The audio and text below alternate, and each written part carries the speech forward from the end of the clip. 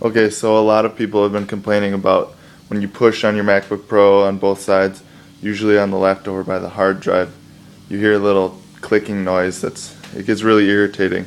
I found that out too, so what I've done is I opened up my MacBook Pro and I know it was coming from over here, and a lot of people said it was this device here that actually just wiggles around, and they said to tighten that, which you can't really tighten it. I think it's supposed to be loose there.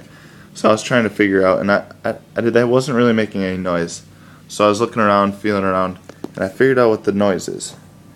The noise is coming from these three little prongs here. I'm not sure what they're for. I'm guessing they touch to the outer metal piece. So if you can hear, I move them around.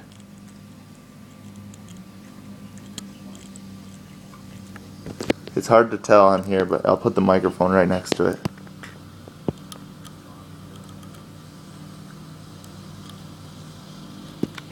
That's probably the noise we're hearing. So I'm not 100% sure how to fix it. There's some little screws on the side, but other than that, if someone could figure that out, I'm not very experienced in this.